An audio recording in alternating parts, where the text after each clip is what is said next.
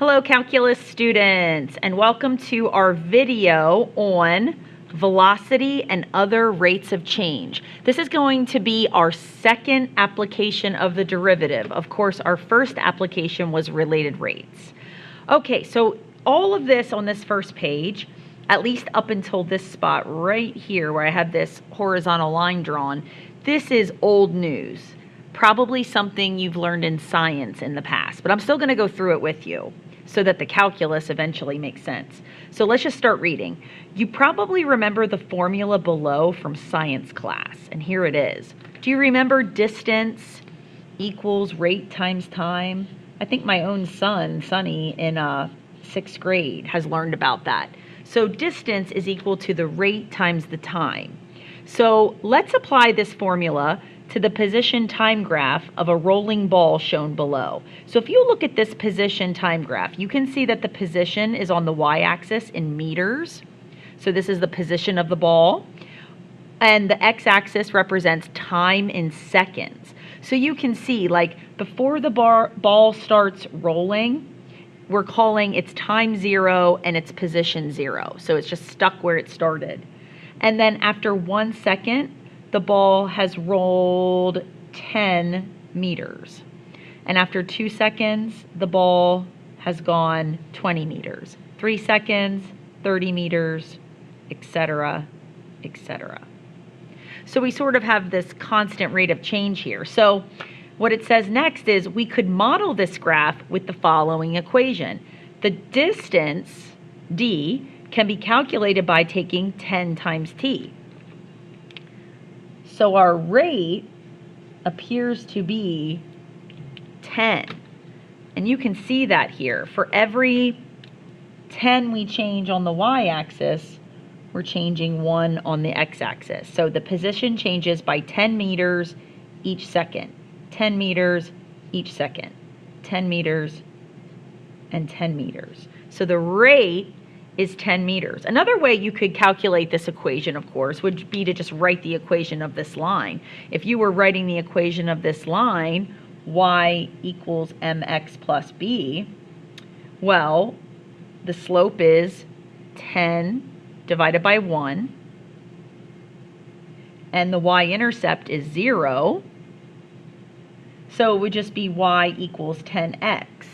So we know that the y-axis is position or distance that the ball has traveled, and the x-axis is time. So there's another way to get distance equals rate times time. Okay, so nothing too fancy here. Some things you've been working on between like Algebra 1 here and science class. So how does this apply to calculus, and how does it apply to derivatives? Well, let's keep reading. In calculus, the variable we use to represent position is s. Now, I'm not exactly sure up in physics what you use, if you use d or x, but in calculus, when we want to talk about position, we use s. So if we were looking up top here, the y-axis or the position axis, we would actually call it the s-axis, x-axis. And of course, the time is here on the x-axis. Okay, therefore, we would write the equation, meaning this equation up here, as s equals 10t. So instead of having distance equals rate times time, we have position equals rate times time. Okay, so we're changing now into calculus mode. If we read on, it says, let's find the derivative of s with respect to t. Okay, so the derivative of s, the change in s, with respect to t. So let's differentiate our equation. So using derivative rules, we know that the derivative of 10t is just 10. And our units, well, s here is measured in meters, and time is measured in seconds. This is how we did it with related rates. So the change in s meters, the change in time seconds. So the derivative of our position equation seems to have given us a speed, 10 meters per second. This is how quickly position is changing. Okay, so our speed is how quickly our position is changing, and our position is changing 10 meters for every second. Okay, now in calculus, we call speed velocity. Physics people, you know what I'm talking about. And we're going to get in speed and velocity. It's like they're the same but different. They're very similar. Velocity is a little bit more specialized. Velocity is like a specialized speed, if you will. So for right now, you just need to know that speed and velocity are similar. And we now know that our speed or our velocity here was found by taking the derivative of position or by finding s prime. Okay, so we got to our speed or our velocity by calculating the derivative of s. Okay, now if we were to graph our velocity, well, it's a constant. It's 10 meters per second. So think back to when we graphed derivatives. Remember when we would take an original graph and we would go to different points on that graph and we would find the slope? See how no matter where I go on this graph, if I draw a tangent line, the slope is always 10. So no matter where I go, so if I was going to graph velocity, I would plot a y value or an s prime value of 10 everywhere. So if this was a velocity time graph, then it would be the derivative of this. And you can see how the derivative of this creates the horizontal line at 10, which just goes right here to what we knew anyway, that the velocity was set constant at 10 meters per second. Okay, and finally at the bottom, now it says, let's find the derivative of v with respect to t. Okay, so the change in velocity with respect to time. So let's find the derivative of 10.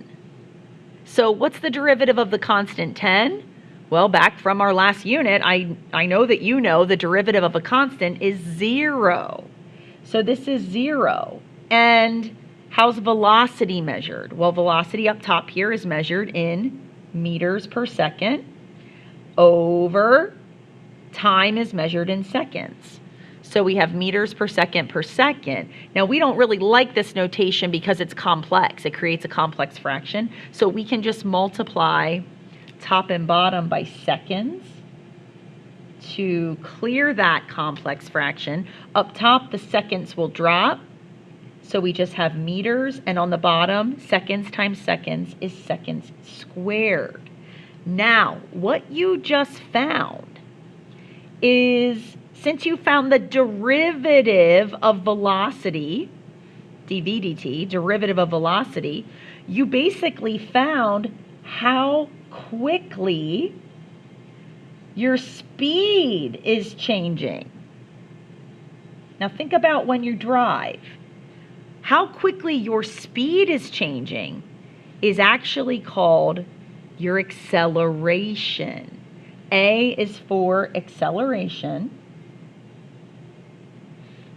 and this is equal to how quickly your velocity is changing, dv dt. It could also be notated as the second derivative of s with respect to t, or s double prime. I mean, there's so many different ways to notate it. So how quickly your speed is changing is your acceleration. Now, look at the graph here.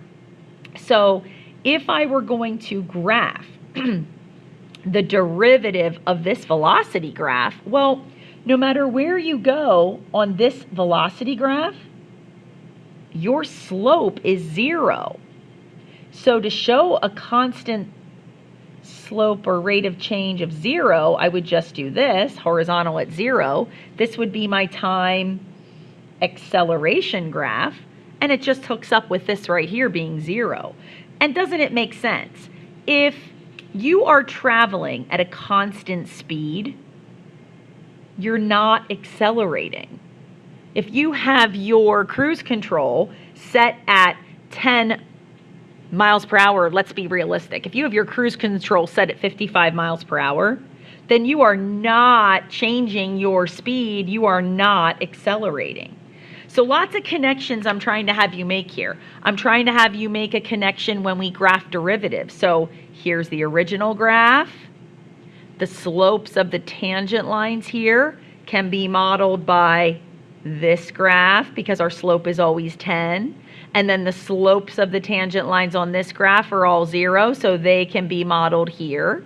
And I'm trying to show you that, once again, let me just switch colors here so that it's really, really obvious.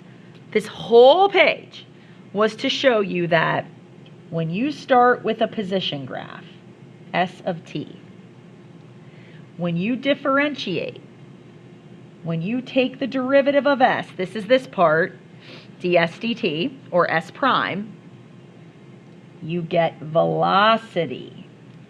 You get your speed. And when you go again and you take the second derivative of position, which is the first derivative of velocity, this is the dv dt part, you get acceleration. Look at the order of the derivatives. Take the derivative of s, you get v. Take the derivative of v, you get a. Position, velocity, acceleration, all related by taking the derivative of the prior. Okay, let's turn the page.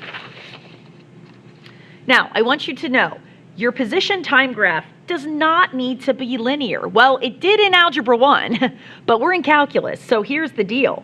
You can have a position time graph, meters per second, that's non-linear, and if you want to find the velocity, the rate of change of your position over time, your speed, all you have to do is take any point on the graph. Let's say I take 3 seconds, draw a tangent line, there's the derivative.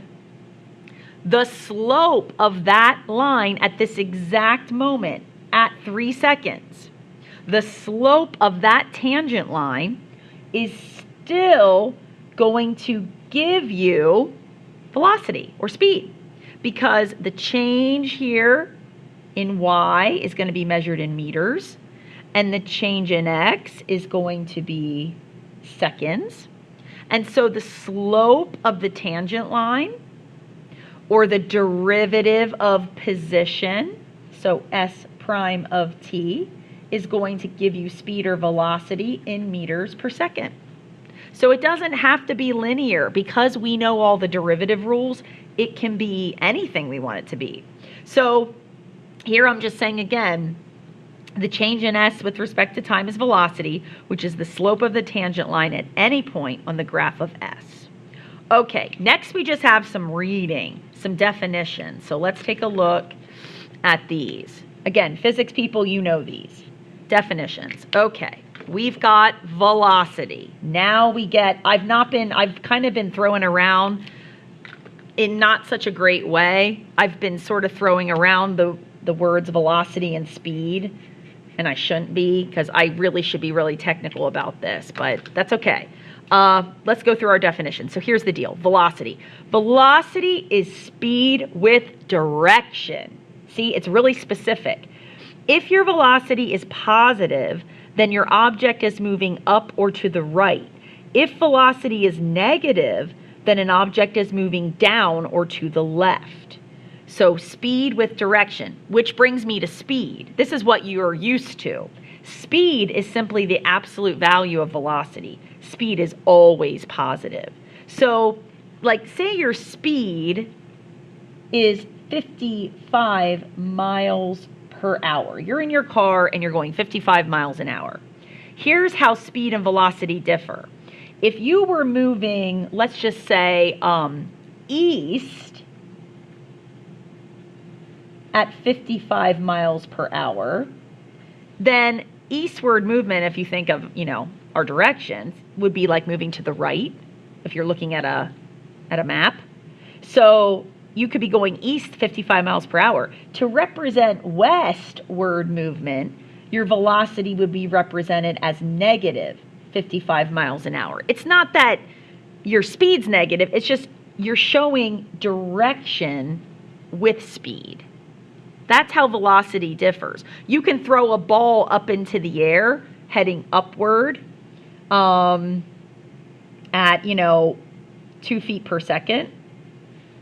Or you can throw a ball, or let's say a ball could be dropping at 2 feet per second. So you just assign the negative to show downward movement. So that's the difference between speed and velocity. Okay, average velocity.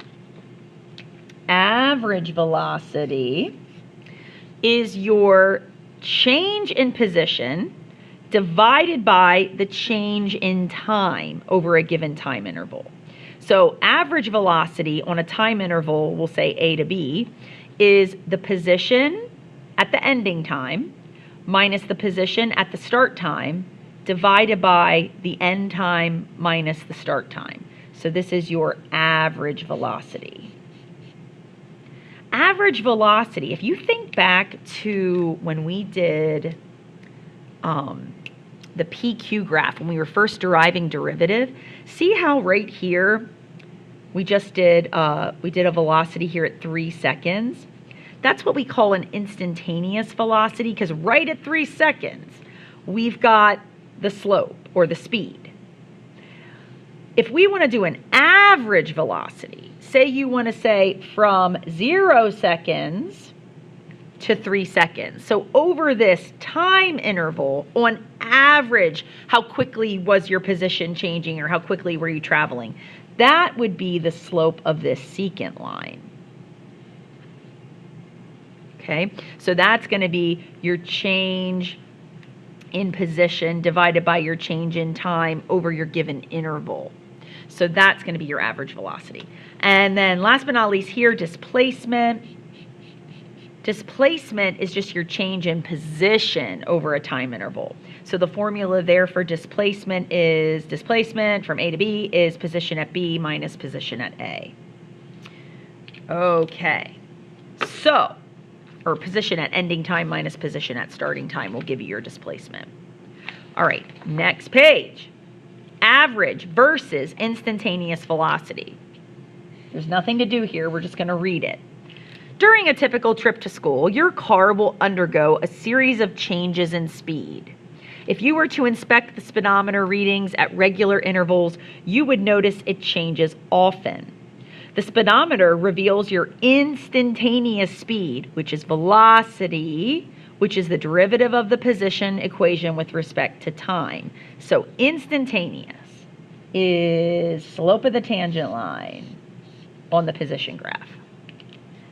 Okay, this is the slope of the tangent line on the position graph at any moment in time. It's one moment in time.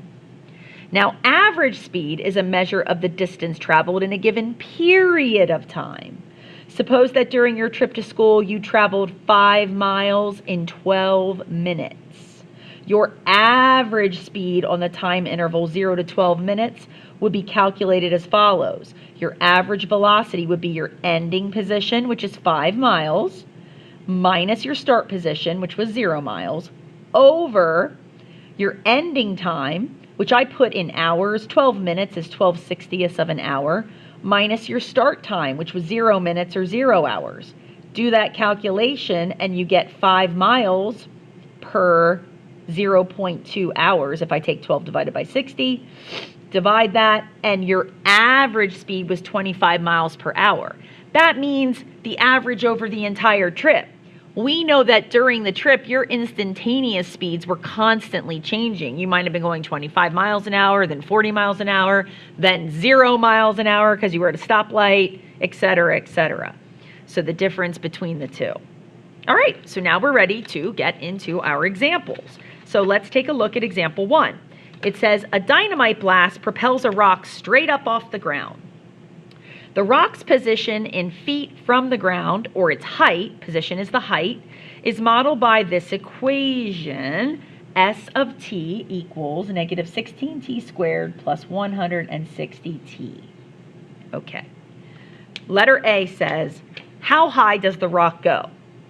Okay, how high does the rock go? Well, one way you could do this is good old algebra 2. I mean, you could totally just find the vertex of this quadratic, but we're not in algebra 2. We're in calculus. So what I want you to write here for how high does the rock go is this. The rock will reach its maximum height when the velocity of the rock is 0. The rock will reach its maximum height when the velocity is 0. Think about it. The rock propels up for just a moment in time. It stops at the top when it's at its highest point, and then it starts to fall. So there'll just be this slight moment where the velocity is 0. So watch how cool this is. All you have to do is figure out the time when the velocity is 0. So you know position. See, position at time t of the rock is negative 16t squared plus 160t. So this will give you, you can put in different times here, everybody.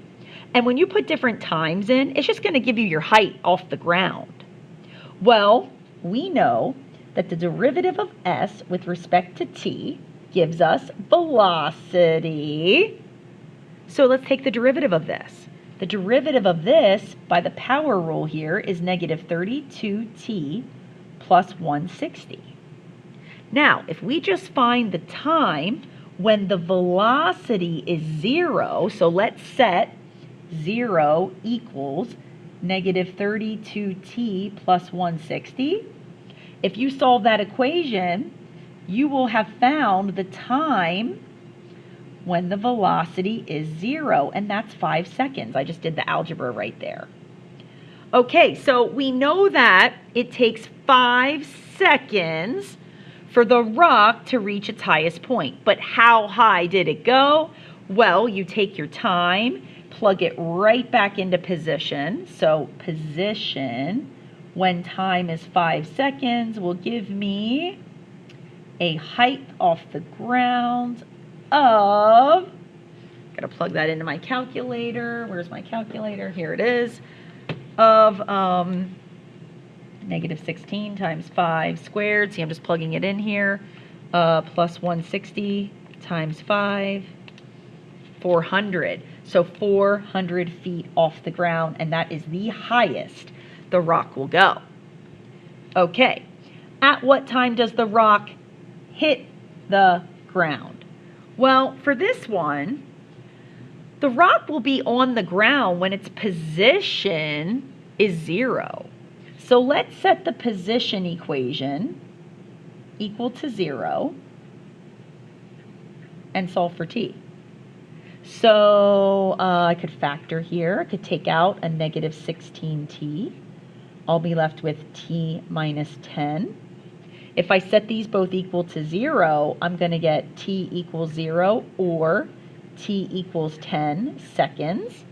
And since I want to know when the rock hits the ground, I'm going to say 10 seconds. It leaves the ground at 0 seconds over here. Here's the ground. It leaves at 0 seconds. It's back down by 10 seconds. Okay, part C. What is the velocity and speed of the rock at 2 seconds and 8 seconds? Okay, well, the velocity at 2 seconds should be pretty easy. Look up here. We already have velocity. V of t is right here. So V of 2 is simply negative 32 times 2 plus 160. So if I take negative 32 times 2 plus 160, I get 96 feet per second. It's velocity. And the speed at 2 seconds is just the absolute value of 96 feet per second. So that's 96 feet per second. So what does this mean? Well, it means that 2 seconds into the launch, 2 seconds in, see my velocity is positive, meaning I'm going upward.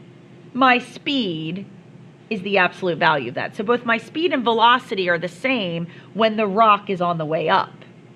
Now, the velocity at 8 seconds, negative 32 times 8 plus 160, is going to give me negative 96 feet per second. Let me double check that. Negative 32 times 8 plus 160. Yep. That just means that I was at the top at 5 seconds. That means that at 8 seconds, I'm on the way down, traveling 96 feet per second. So my speed at 8 seconds will be the absolute value of that, which is also just 96. So again, speed, direction, speed, direction.